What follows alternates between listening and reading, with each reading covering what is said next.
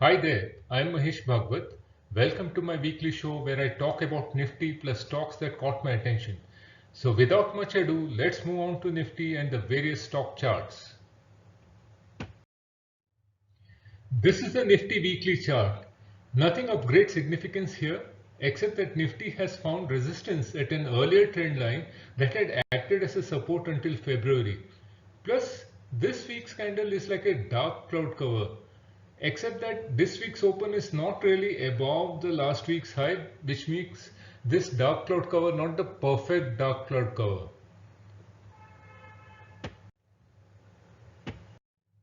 This is Nifty daily chart. Here you can see that Nifty has closed below a rising trend line. If there is a follow through, then it could be bad for Nifty. BEL has taken resistance on a falling trend line. This week's candle is negative in the sense that it has not only broken below last week's low but has also closed below it.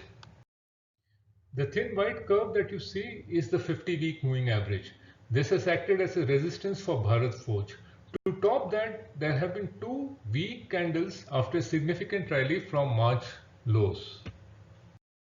After a couple of weak stocks, we have Cadila, which could be on the verge of a breakout.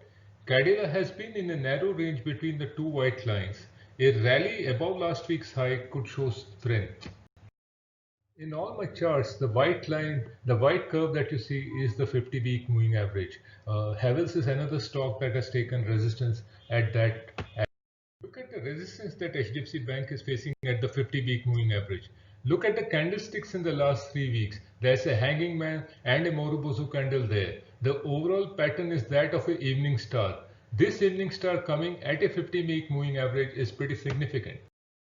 Hero Motors has not taken resistance at a 50-week moving average, but it has taken resistance at a 50% retracement to this entire fall. That is why it finds a mention in this show. Hindustan Petroleum is showing a classic pullback to the 50-week moving average and then a very weak candlestick pattern indicating a resumption of the fall. This is India Bull Housing, ditto to HPCL. There is nothing much to add to what I have already said. Look at Ramco Cement. There is a resistance which it is facing at 61.8 retracement to the fall. There is a shooting star at that resistance and it has closed below the 50-week moving average. A fall below last week's low could signify weakness in Ramco Cement. This is SAIL. It is again at a 50-week moving average resistance. It is still in a downtrend as per Dow theory. There is nothing much more to add here.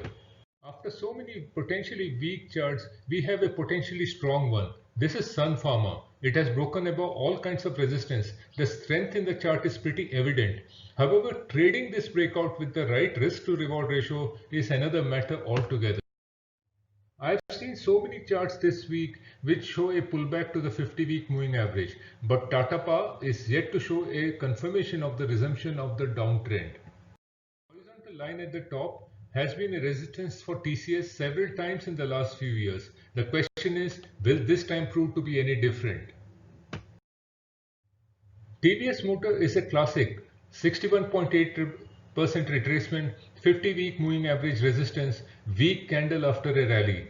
What more could a trader want?